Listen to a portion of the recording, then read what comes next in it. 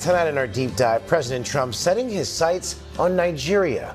In multiple social media posts, Trump accused Nigeria's government of allowing the killing of Christians and said the U.S. may, quote, go into the West African country and, quote, wipe out Islamic terrorists he says are responsible for horrible atrocities. He says that he's instructed the Pentagon to prepare for possible action.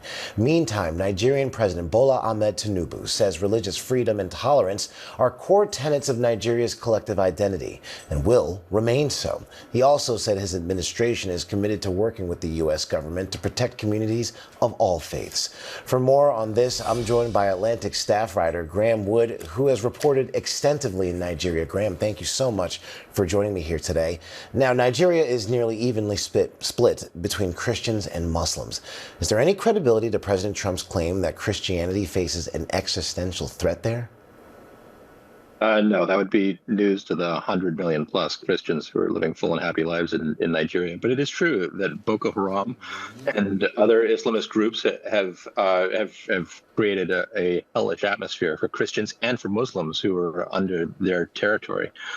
So the idea that Christians are persecuted, not false, but a lot of other people are too. The Boko Haram's a group that's part of the Islamic State, and if you remember from when the Islamic State was a going concern in Syria a couple of years ago, they were very, very, very harsh against fellow Muslims as well. So this is a very messy situation, and it certainly doesn't rise to the level of possibly extinguishing Christianity in Nigeria. Now, in terms of that situation, Amnesty International calls the violence in Nigeria a humanitarian crisis. Do we know who's responsible and who the victims typically are? Yeah, so this group Boko Haram has been around for 25 years or so, and it's gotten more ideological and quite violent over the years. Since 2009, when its leader was killed, they've started to, the group's name means books are forbidden. So like Western education is forbidden, which gives you a sense of the type of Sharia law that they would like to inflict on everybody.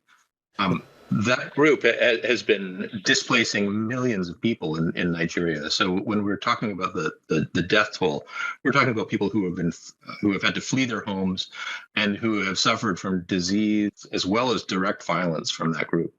Now, you've reported extensively about the rise of the Islamic State and Boko Haram. So what is specifically driving this resurgence? Like, there's often there's a lot of things that go into this. And the thing that the Islamic State brought was ideology. So there was this idea that there's only one way to be Muslim. And if you're not that type of Muslim, then you need to be fought against.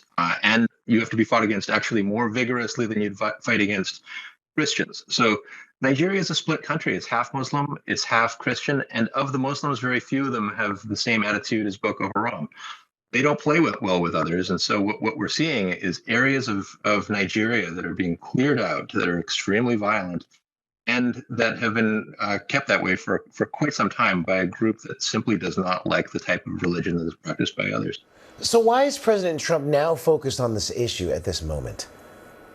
Yeah, Trump has, over the years, we've seen this a number of times, had passing interests. And some of those interests have been things that are very worthwhile to take an interest in, including violence in Nigeria.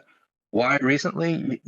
As we see the things that he's taken an interest in foreign affairs, we've seen in South Africa this fixation on white farmers and their plight. And there is indeed violence against white farmers, but there's not a genocide. And similarly, there's indeed violence against Christians in Nigeria, but it too is not a genocide. So I think what we've seen here is that Trump gets an idea in his head that there is something that he can do something about, that he can lend his leverage against. And this happens to be it right now. This is strongly being pushed by American Christians who have, again, possibly read some headlines, possibly been aware of the real difficulties that Christians and others have faced in Nigeria, and then tells Trump, let's see if you can do something about it. And this is what he's tried to do. Now, what precedent is there for U.S. military interventions in West Africa? The U.S. military interventions in West Africa, unlike, say, the French, who have gone into their former colonies, very eagerly that the U.S. interventions have been much more modest. They've been counterterror operations. Mali has had some important ones. Going into Nigeria is not going to be easy. To extinguish Boko Haram is something that the Nigerian military has tried to do for quite some time now. Now, the United States military is, of course, much more competent, less corrupt than the Nigerian military.